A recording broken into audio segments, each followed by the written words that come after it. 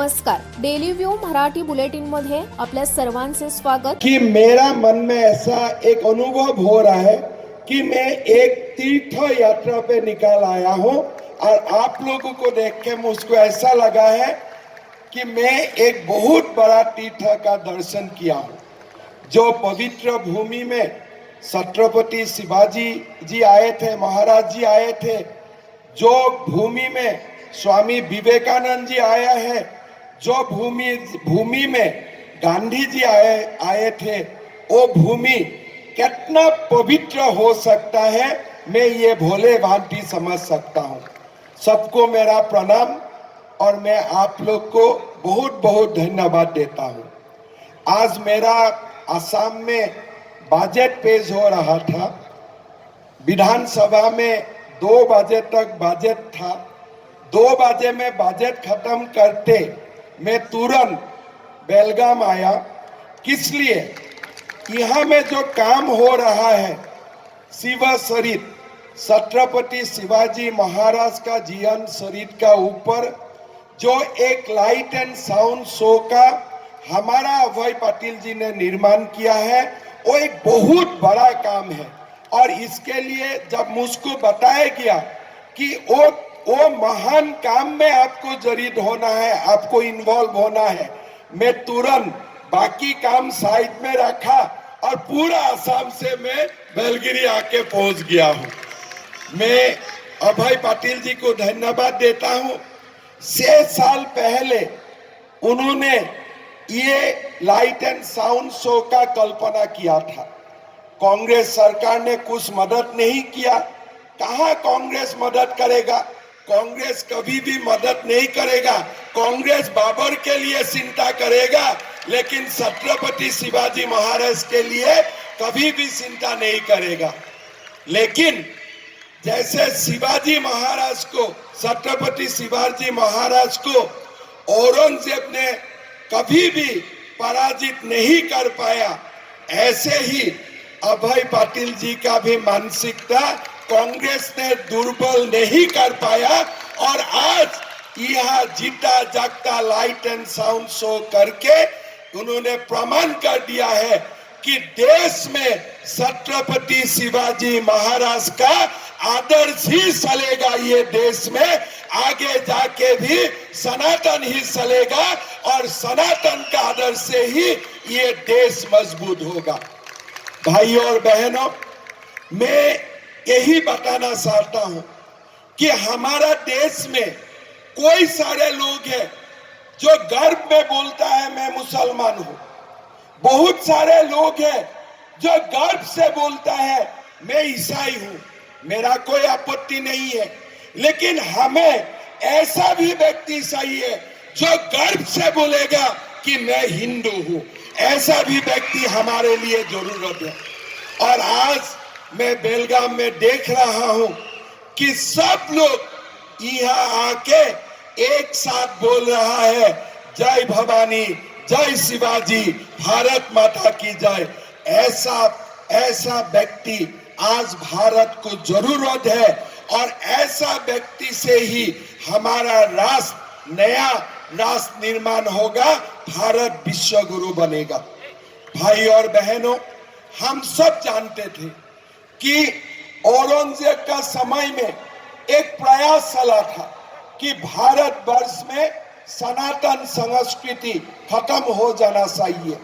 कोई सारे लोगों को जबरदस्त इस्लाम तक कन्वर्ट किया गया और एक समय ऐसा भी आया था कि भारत में और कोई मंदिर बसेगा, ऐसा भी लोगों का मन में भय आ गया था। वो समय हमारा भारत में छत्रपति शिवाजी महाराज जैसा सुपुत्र का जन्म हुआ। उन्होंने दिखाया कि औरंगजेब जैसा सुल्तान जन्म हो सकता है, लेकिन औरंगजेब जैसा सुल्तान को भी टक्कर देने वाला छत्रपति शिवाजी महाराज भी भारत माता जन्म दे सकता है। और आज इतिहास यही बात हमें प्रेरित करता है कि हमारा ये जो सभ्यता है, हमारा जो ये संस्कृति है, ये संस्कृति औरंगजेब ने कभी भी नाश करने में सफल नहीं हुआ। और आज भी भारत सनातन है, भारत हिंदू है, और जब तक सूरज रहेगा तब तक भारत सनातन और हिंदू सभ्यता का आधार से ही आगे बढ़ेगा। भाइयों और बहनों, हमारा जो इतिहासकार है, वो इतिहासकार ने भारतवर्ष का बारे में जैसे लिख के गया, वो लेख कभी भी सही नहीं था। औरंगजेब जरूर आया था, औरंगजेब दिल्ली का सुल्तान बना था, लेकिन ऐसा बात कभी भी नहीं था कि औरंगजेब ने पूरा भारत को कब्जा करके लिया था। हमारे पूरा दक्षिणात्य कभी भी औरंगजेब का अधीन में नहीं था। हमारा असम से लेकर उत्तर पूर्व कभी भी औरंगजेब का अधीन में नहीं गया था। लेकिन हमारे जो भारत का कम्युनिस्ट इतिहासकार है, वो ऐसे दिखाने के लिए कोशिश करता है कि पूरा भारत औरंगजेब का नियंत्रण में था। लेकिन आज वो इतिहास हमें नया दौर से लिखना है, हमें बताना चाहिए, और हमें बता के रहूंगा कि औरंगजेब जितना पराक्रमी था, उससे 100 गुण पराक्रमी छत्रपति शिवाजी महाराज थे। और ऐसा ही नया इतिहास भारतवासी को लिखना है। मैं आपको छत्रपति शिवाजी महाराज का जो काम था, वो काम कितना दूर चला गया था, उसका बारे में मैं आपको बताना चाहता हूँ। असम में हमारे एक महान स्वर्गदेव था, उनका नाम था स्वर्गदेव चक्रधर सिन्हा। उनका जो पहला वाला स्वर्गदेव था, स्वर्गदेव जयधर सिंह, उनको मुगल ने पराजित किया। जब मुगल ने उनको पराजित किया, उनको अपना अधीन में लाया, उसका बाद स्वर्गदेव चक्रधर सिंह सिंहासन में बैठा। उनको खबर हुआ कि शिवाजी महाराज ने मुगल को पराजित किया। उनको प्रेरणा मिला, और स्वर्गदेव चक्रधर सिन्हा ने भी मुगल का खिलाफ लड़ने का ऐलान किया। और हमें गर्व है कि हमारा असम में लासीत बरफुकन ने भी मुगल को ऐसे हरवाया कि दोबारा कभी भी मुगल असम का तरफ आंख लगाने के भी हिम्मत नहीं किया था। भारत का इतिहास था छत्रपति शिवाजी महाराज का, भारत का इतिहास था लासीत बरफुकन का, भारत का इतिहास था दुर्गादास राठौर का, भारत का इतिहास था गुरु गोविंद सिंह का। लेकिन ये कांग्रेस और कम्युनिस्ट ने ऐसा बना दिया कि भारत का इतिहास बाबर का था, शाहजहां का था, औरंगजेब का था। मैं सारे कम्युनिस्ट लोगों को बोलना चाहता हूं, कांग्रेस लोगों को बोलना चाहता हूं कि भारत का इतिहास औरंगजेब का नहीं है, भारत का इतिहास बाबर का नहीं है, भारत का इतिहास छत्रपति शिवाजी महाराज का है, भारत का इतिहास गुरु गोविंद सिंह का है, भारत का इतिहास लासीत बरफुकन का है। भाइयों और बहनों, आज हमारा भारत एक नया रास्ता में जाने के लिए तैयार हो चुका है। आज आप देखा है, हमारा जीवन काल में कोई लोग ये सोचा भी नहीं था कि हमारा जीवन काल में बाबरी मस्जिद का जगह में राम जन्मभूमि का निर्माण होगा।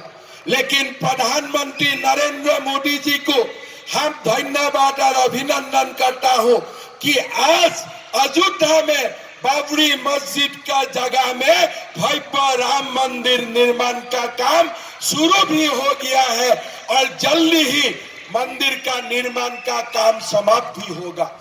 ये भारतीय लोगों का, हमारे लोगों का नया इतिहास लिखने वाला जैसा काम हुआ है। आज काशी विश्वनाथ में जाइए, काशी विश्वनाथ का नया कॉरिडोर का निर्माण हुआ है, पिंडेश्वरी मां का नया कॉरिडोर का निर्माण हुआ है। आज उज्जैन में महाकाल मंदिर में नया कॉरिडोर का निर्माण होने का काम शुरू हुआ है। आज सुबह हम जब असम सरकार का बजट दे रहा था, उस बजट में भी हम मां कामाख्या मंदिर में भी कॉरिडोर निर्माण का बात किया हूं।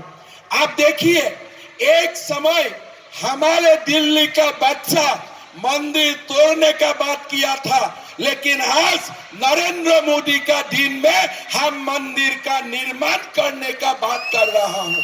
ये नया भारत है, ये नया भारत है। जो नया भारत का इकोनॉमी ब्रिटेन से भी ताकतवर है। ये नया भारत है, जो नया भारत कोविड का समय अपने आप को मुकाबला करने के लिए अपना वैक्सीन खुद निर्माण कर सकता है। ये नया भारत है। अगर पाकिस्तान कोई टेररिस्ट भारत में भेजता है, ये नया भारत है।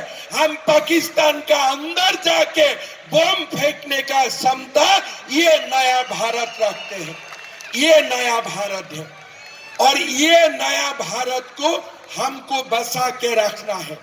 आज कांग्रेस लोग दोबारा ये नया भारत को दुर्बल करने के लिए काम कर रहा है।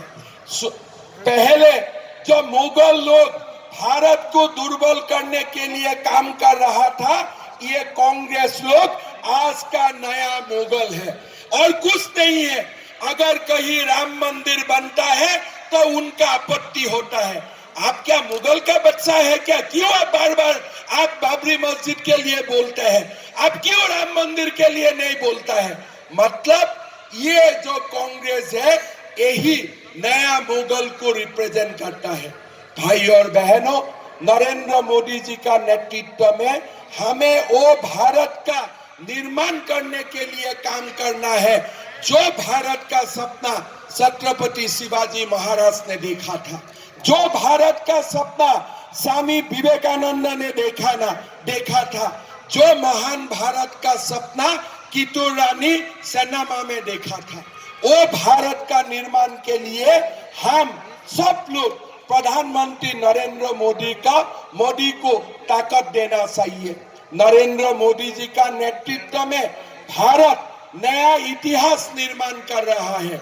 ये भारत, जो भारत खुद का वैक्सीन बना सकता है, ये भारत, जो भारत अपने सारे गरीबों को बिना पैसा में फ्री में चावल दे सकता है, ये भारत, जो भारत गरीबों को 5 लाख रुपया तक साल में बिना पैसा में इलाज कर सकता है, ये भारत जो बेंगलोर जैसा एक्सप्रेस वे बना सकता है, ये भारत, जो भारत पाकिस्तान का साथ टक्कर लेने में कभी डरता नहीं है, ये नया भारत का निर्माण प्रधानमंत्री नरेंद्र मोदी ने किया है।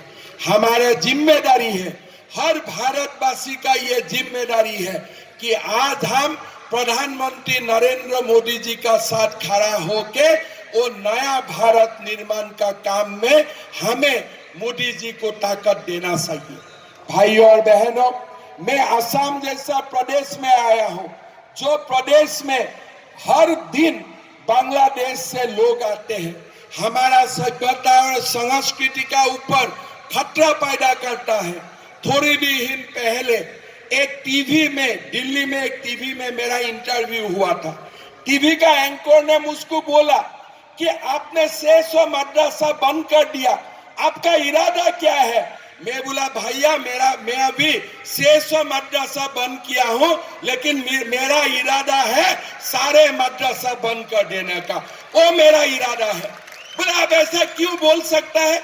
मैं बोला, मैं जरूर बोल सकता हूं, कारण हमें मदरसा का जरूरत नहीं है, हमें डॉक्टर इंजीनियर बनाना, स्कूल कॉलेज और यूनिवर्सिटी का जरूरत है। ये नया भारत का मदरसा का जरूरत नहीं है, ये नया भारत को यूनिवर्सिटी, स्कूल, कॉलेज का जरूरत है। तो हमें ऐसा रास्ता से आगे बढ़ना है। हमें भारत का शिक्षा का परिवर्तन करना है। इतिहास का जो तोड़ मोड़ किया था, वो इतिहास हमें नया रास्ता में लिखना अभी लिखने का समय आ गया है। हमारे जो नया इतिहास होगा वो नया इतिहास आक्रांत का इतिहास नहीं होगा। ये इतिहास हमारा भारत का विजयी वीर का इतिहास होगा। ऐसा एक भारत के लिए काम करने के लिए हमारा पास अभी समय आ चुका है। भाई और बहनों, हमारा बीच में लोग ऐसा लोग है, हमारा बीच में डिफरेंस पैदा करने के लिए लोग हमेशा कोशिश करेगा, लेकिन हमें एक बात याद रखना चाहिए कि हम भारतीय हैं, हम हिंदू हैं। अगर हम एक साथ रहता है तो विश्व में हमें कोई पराजित नहीं कर सकता है। हम विश्व का विश्व गुरु बनेगा, ये पक्का है। हमें एक रहना है, हमें शक्तिशाली रहना है। जब हम एक रहेगा और हम जब शक्तिशाली रहेगा, हमें कोई कुछ नहीं कर सकता है। और यही वाणी या यही शिक्षा से हमको प्रेरणा लेते हुए नया भारत का निर्माण का रास्ता में हमें निकाल पड़ना है। भाई और बहनों, आज जो बेलगाम में छत्रपति महाराज शिवाजी का जो प्रेरणादायक वीर गाथा है, ये वीर गाथा को लाइट एंड साउंड शो से हमारे अभय पाटिल जी ने हमारे नया प्रजन्म का साथ न्यू जनरेशन के लिए प्रिजर्व करने के लिए कष्ट किया है।